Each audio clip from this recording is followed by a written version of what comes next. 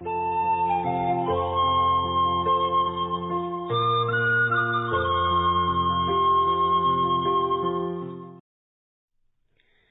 evening. Welcome to this edition of Northeast Diary. Here we bring you the latest developments from India's unexplored Northeast region.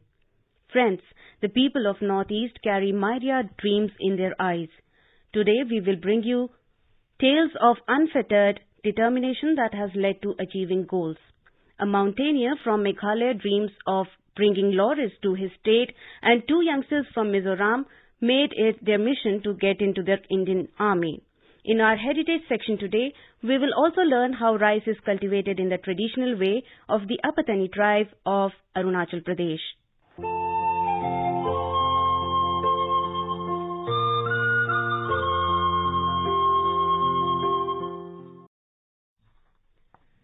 The Indian Army is the world's second largest standing army and one of the most privileged forces too. Serving the nation by joining the army is a dream job for many.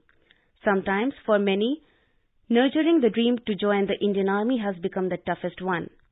But hard work, continuous efforts, determination and study yield the result to realize the dream. But how? We are going to hear the story of two youngsters from Mizoram who passed the coveted NDA exam to join the Indian Army. More from our correspondent Irene from Aizawl. Amidst the many difficulties due to coronavirus pandemic in and around the state, Mizoram has received good news from two youngsters, Lerino Masailo and Malsom Zola, passing out the National Defence Academy exam. They are presently on their holidays at home in Aizawl after staying 3 years in NDA, and they will join their training in the Indian Military Academy, Dehradun, for another year in next January, after which they will begin their prestigious career in Indian Defence as an Indian Army lieutenant. The two youngsters have also an interesting fact that they are friends since their childhood. Lerino Masailo and Malsom Zola went to the same educational institutions right from preschool. They both went to Tender Care Preschool. They both studied class 1 to class 7 at Kendriya Vidyalaya, Aizawl. After they passed class 7, both of them went to Rashtriya Indian Military College, Dehradun, and there they studied from class 8 to class 12. As they pursued the National Defence Academy conducted by the Union Public Service Commission in 2017. And they both pursued the National Defence Academy conducted by the Union Public Service Commission in 2017. More interestingly, both of them got through on their first attempt, where Lerino Masailo was All India rank 27 and Malsom Zola being All India rank 84. Talking to AIR News, they said they received good support from their parents and other relatives. Lerino Masailo said that even though they were not rich, his parents provided everything he needed without any complaints for him to succeed. Malsom Zola also said that it was his mother's prayer which led him in his journey to become an army officer, and also thanked his parents for their support in everything. Talking about the NDA exam, Lerino Masailo said, The NDA written exam is conducted twice a year by UPSC, mainly on the months of April and September. The syllabus mainly consists of maths from 11th and 12th grade and general knowledge, which includes basic knowledge of physics, chemistry, geography, history as well as current affairs. The exam is in the form of multiple choice questions. After clearing the exam, a candidate will be called for SSB interview in one of the various centers of India. While Malsom Zola shared about the different options to join the Indian Army and challenges. Besides the National Defence Academy, there are many ways to join the armed forces as an officer. Some of them are through CDS exam for those who are in the final year of college or pass out from college. Technical entry scheme for 10+2, technical graduate course, short service commission entry, NCC entry, ACC entry and many other options as well, which includes women. They also made an appeal to their fellow youths to face the NDA entrance exam, and with good preparation the exam is not difficult. They said that getting in defense for a career is significant for Mizo youth and that the Mizos are the quickest ones to adapt during training. They said as most Mizo youth play at least one sport, like football or basketball, it is very easy for them to survive in the training period. For Northeast Diary, this is Irene from AIR News, Aizawl.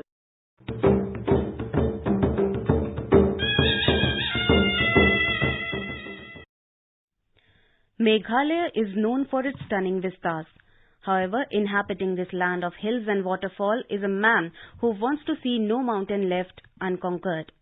Sambor Surong is a mountaineer from Shillong who has earned laurels and is keen to impart skills to the young generation.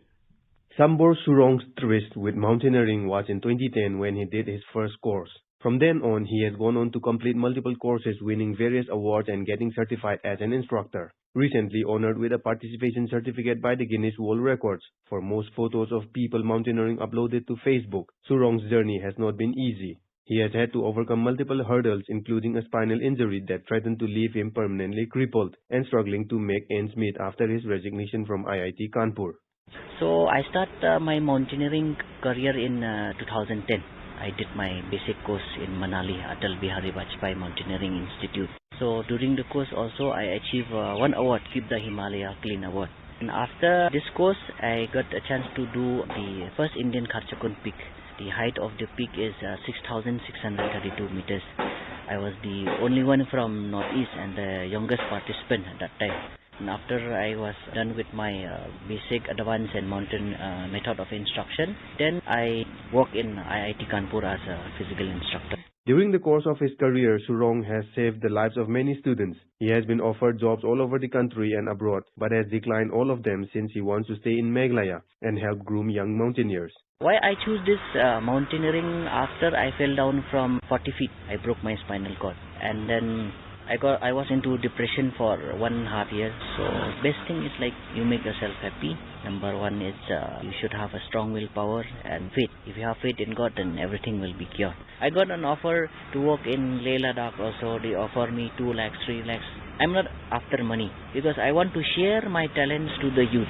In the words of Sambor Surong, it is when skills and talents are shared and imparted to the next generation that one can do full justice to oneself. With his dedication and determination, Surong will certainly inspire a young generation of mountaineers from Meghalaya. This is Rustam for Northeast Diary from AIR News, Shillong.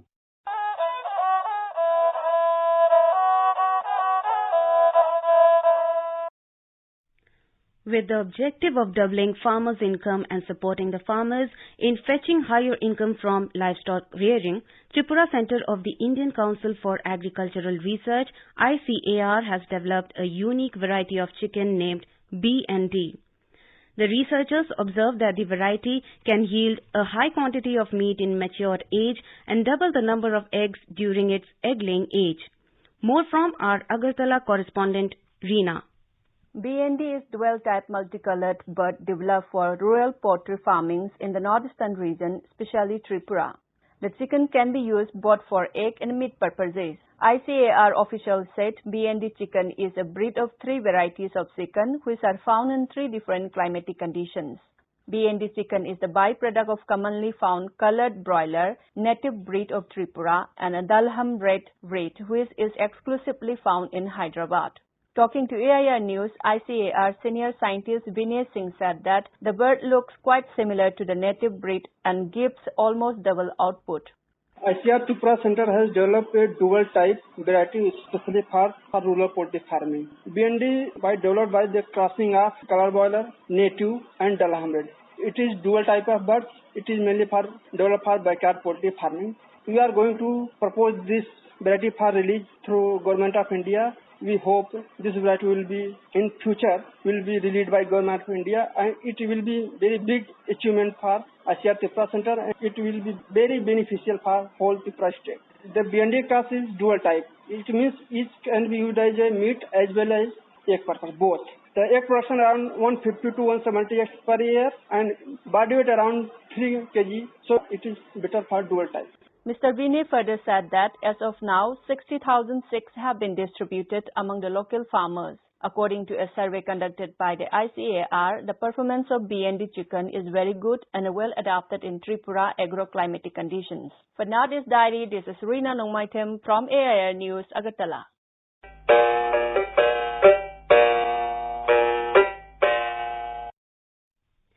In Nagaland, Kohima Smart City Development Limited KSCDL has been declared winner at the ET Government Global Smart Cities Forum 2020 under the category Best Digital Initiative of the Year Technology for Kohima City Wi-Fi Phase 1 project.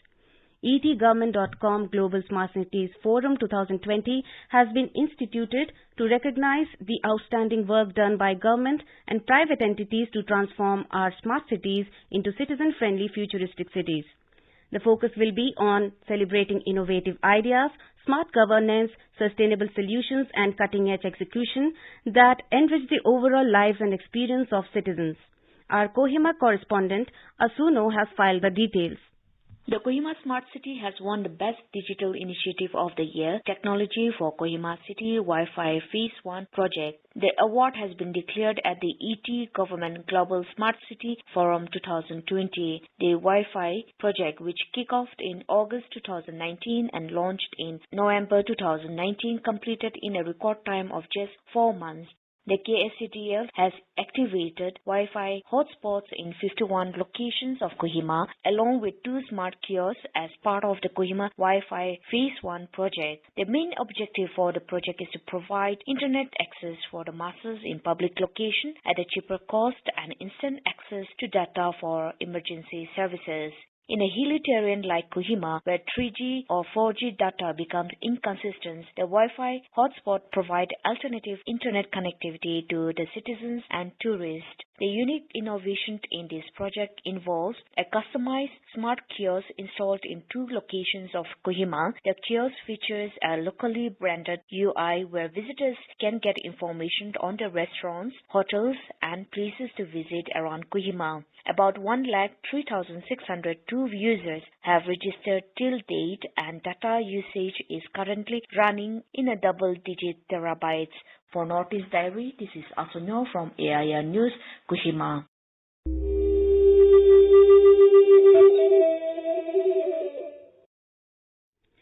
The nation has warmly accepted the idea of self-reliance, Atmanirbhar Bharat, introduced by Prime Minister Narendra Modi.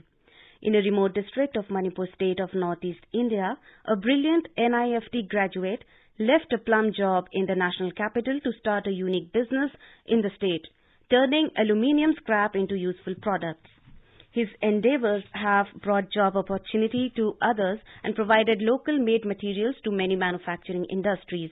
Here is the story from our Imphal correspondent J.J. Thokchom. Yangkhom Premchandra from Kaching district of Manipur is one of the innovators in Manipur who has been inspired by the clarion call of Prime Minister Atmanirbhar Bharat. He is a young graduate leaving his plum job in Delhi, start a small-scale business in Manipur, turning aluminium metal scrap into a beneficial one. With a determination to be self-independent and self-reliant, he started working on producing different items of aluminium from the scrap he collected. Nowadays, his products, including home and furniture accessories, showpiece items and decorative pieces, are not only available in his district, but other manufacturing industries are also reliant on his local-made items. He said, "My name is Yangkhom Premchandra. I have completed my designing course at NIFT Bhubaneswar. I have started my own business startup in 2017. What I'm doing is collect aluminum scrap and making some decorative items and home accessories like home handles, door handles, knobs, showpiece item, mementos.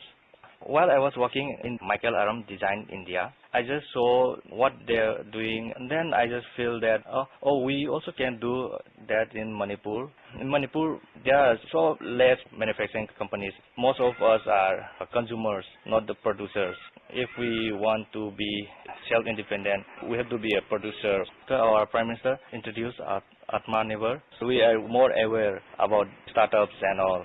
Apart from that self-employed, I am giving some people jobs at here, and I got orders from many manufacturing companies. There is saying that little drops make the mighty ocean. Likewise, the young, enthusiastic and innovator like Yangkhom Premchandra will surely bring success to the campaign of Atmanirbhar Bharat, thus realizing the dream of self-reliance of our Prime Minister.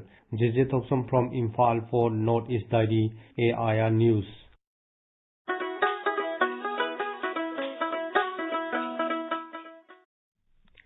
The adversity of the COVID-19 pandemic has presented itself as an opportunity for innovators. West Sikkim's Bisu Hang Limbu, a school dropout, has developed a vehicle disinfectant bay which has been installed at various checkposts and facilities by the Sikkim government. Let's hear more about this from our Sikkim correspondent Namo Dikshit. The vehicle disinfecting system developed by Bisu Hang Limbu, a young innovator from Badmyok, West Sikkim, is an important part of the screening infrastructure set up at various places across Sikkim to fight COVID-19. The 22-year-old has been innovating various technologies and has exhibited his work at various platforms, including those provided by the National Innovative Foundation. Mr. Limbu speaks about his interest and his latest innovation. I had made many kinds of scientific models which are related with science like power, solar power, thunderstorm, and etc. During my ITI, I started to innovate the working model like remote switch, security foot mat, electronic dustbin, mechanical broom, mini bike, electric grass cutter machine, and none of this. One day I got an opportunity to tie up with DST where my innovation were valued as they made my link with NIF India, where even grassroots people can also submit their innovation idea and compete for national award. In this present COVID-19 vehicle disinfectant bay technology is working on the principle of spraying. The vehicle disinfectant bay is sanitization solution which works on the principle of spraying disinfectant liquid by using AC motor technology for operation. 4 vehicle disinfecting bays developed by Mr. Limbu are currently in use at Rampur STNM Hospital and Chujathen in East Sikkim and Manli in South Sikkim, while there are plans to install another such facility in the premises of Sikkim Milk Union in the future. With Saikat Sarkar, this is Namo Dikshit for Northeast Diary for AIR News, Sikkim.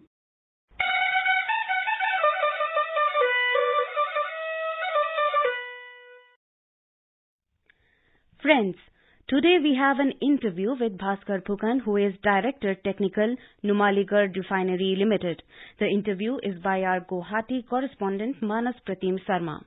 Good evening to all listeners of Northeast Diary. This evening at Golaghat, we are joined by the Technical Director of Numaligarh Refinery Limited, NRL, Mr. Bhaskar Phukan. Mr. Phukan is looking after the technical part of this organization. Sir, welcome to our Northeast Diary. Thank you. Good evening. How things are going on right now since we are in an unlock period? I think we have managed things pretty well. We could manage our refinery operation and also the projects were on the track during the lockdown period, and coming into unlock. We are now in full swing as far as refinery is concerned, and almost we are up to around 90 to 95% throughput level. Sales are looking up. Secondly, the projects like refinery expansion projects and the pipeline projects, Indo-Bangla Friendship Pipeline project and the biorefinery project. These are the 4 major projects that we are undertaking. All of them are progressing very well post unlock. So that way we are doing pretty well. Actually, we could get out of that lockdown period, which was an extremely challenging period for us, both in terms of maintaining the production level, as our people were also getting infected by COVID. At one point of time, more than 150 employees out of 800 employees were infected. But with a strict protocol that we have put in place, we have been able to come out of that situation. Today, the situation is much better. Atmanirbhar Bharat, Atmanirbhar Assam. So how far NRL is planning to contribute to achieve the goal through Atmanirbhar Bharat? We are contributing towards giving opportunity to the local manufacturers, local contractors, even the local laborers are getting involved. As we speak today, we are employing around 1,000 employees, contract workers for our projects. As I had already touched upon. One is the biorefinery project, which is there to convert bamboo into ethanol. Ethanol will eventually go into the petrol and used in IC engines. So this is a unique project, and then it will contribute to biofuel in the region. Actually, we are employing around 700 odd people.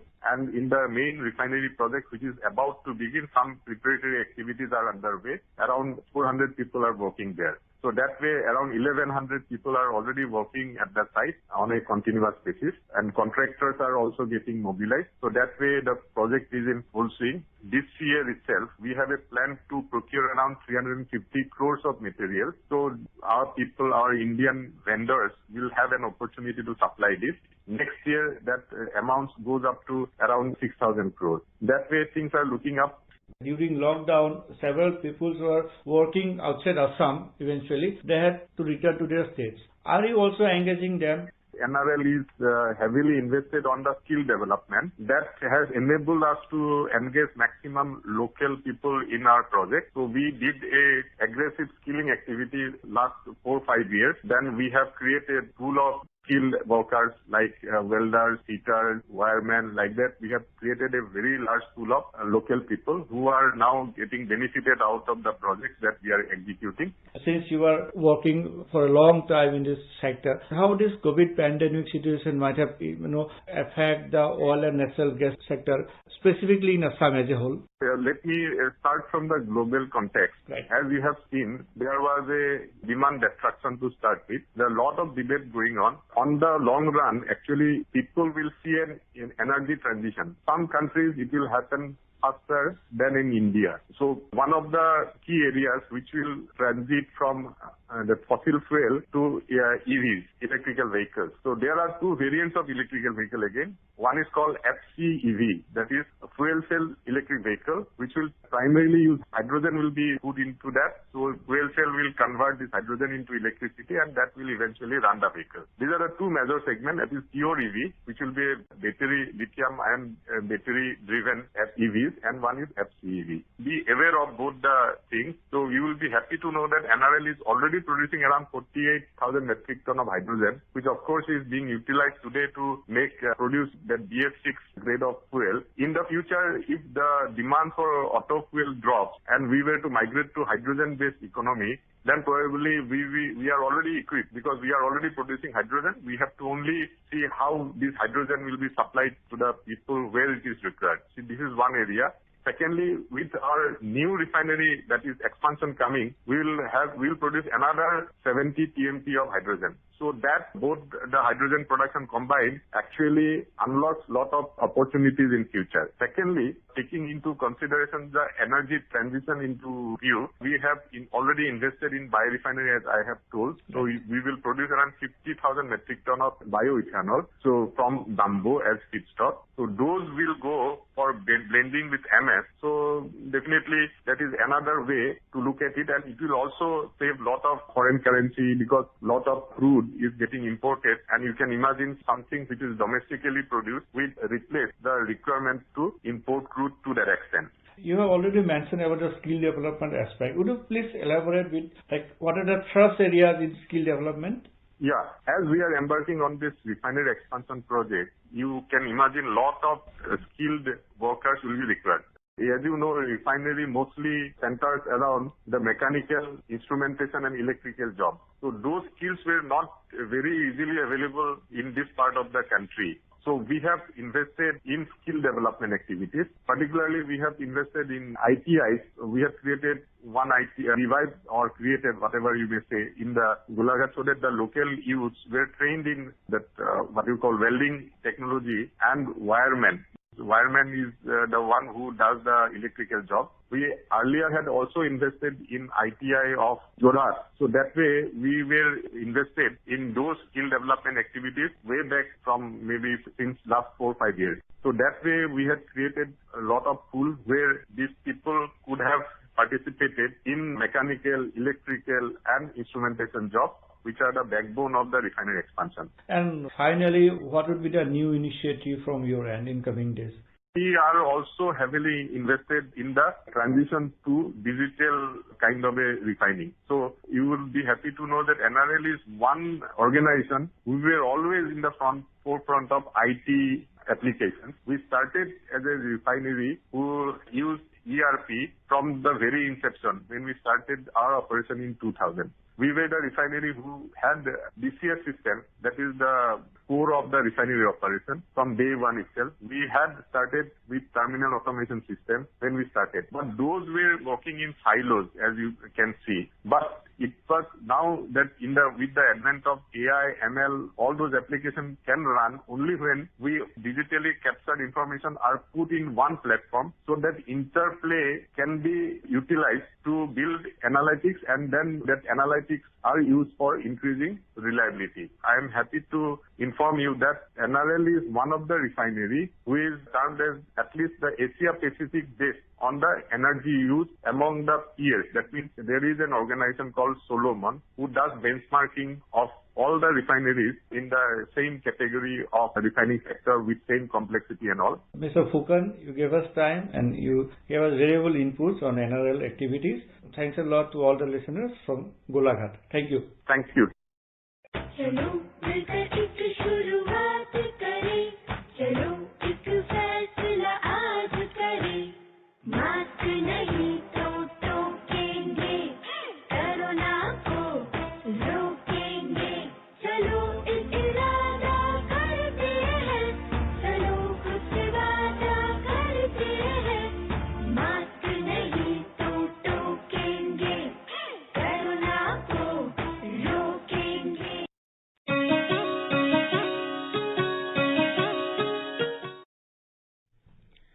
Considered the rice bowl of Arunachal Pradesh, Zero Valley houses the Apatani tribe that has considerable expertise in land and water resources management. Today, in the heritage section, we bring you a report on the traditional way of paddy cum rice cultivation of the Apatani tribe of Arunachal Pradesh. The Apatani tribe of Zero Valley in Arunachal Pradesh is known for wet rice cultivation in the state with technically perfect methods of irrigating water from different sources. With time, Apatanis have also developed the technique of paddy cum fish cultivations in their rice field. Rearing fish beneath the rice plant helps in the control of unwanted insects and pests, helping in increasing its yield. Meanwhile, this is also a very efficient way of land management where a single plot of land is used for both fish and rice cultivation, thus reducing extra human labor and enhancing income of the farmer. Mrs. Hage Tado Nanya is a farmer and has been doing paddy cum fish cultivation on his small plot of land at Zero Valley since decades. Mrs. Nanya here tells us about their way of farming. हम लोग खेती में दान और मछलियाँ लगाते हैं, कर रहा है, तो उसको मछली को हम लोग पूरा एक दो खेती में इकट्ठा करके जमा करता है, चौथा बोरा मिला के, तो जमा करके उसको खेती में को हम लोग नवंबर महीना को पूरा सफा करके रखते हैं, नाला वाला मिट्टी करके और आली को भी ठीक से बना के हम लोग सफा करके रखते हैं। तो विंटर सीजन को पूरा हम लोग खेती को पूरा सुखा के रखते हैं और फरवरी महीना को हम लोग पिछले साल का ये जो मछली फिंगरलिंग साइज को भी हम लोग डालते हैं खेती में। उसको डाल के हार्वेस्टिंग हम लोग मई लास्ट जून को होता है एक बार, और उसके बाद वो एक बार हार्वेस्टिंग हो गया और फिर से हम लोग चौथा मछली डाल के उसको सेकेंड हार्वेस्टिंग अगस्त सितंबर को होता है। ये मछली को ज्यादा टाइट से नहीं लगाना है, तो उसको डालने से भी थोड़ा पतला से डालने से खाना वाना जो अच्छा से मिलने से वो लोग ½ किलो होता है। पिछले साल का वो जो मछली होने से 2 साल जैसा होने से पूरा 1 किलो होता है। आंधा होने वाला 2 साल होने से माने वो तो 1 किलो ज्यादा भी होता है। This indigenous integration of pisciculture in rice cultivation is distinct characteristic of Apatanis of the Zero Valley. The use of multi-purpose system in the protection of soil erosion, conservation of water and paddy cum fish culture shows the advanced understandings of the Apatani people about agro-ecosystem. For Northeast Diary, this is Rakesh Dole, AIR News, Itanagar. Before we end, here are some interesting facts about Northeast. The Muga silk is not produced anywhere else in the world other than Assam. Tripura is home to the only floating palace in the Northeast. With that, we have come to the end of this edition of Northeast Diary. Do join us next week to hear more stories from this enchanting part of India. Bye-bye.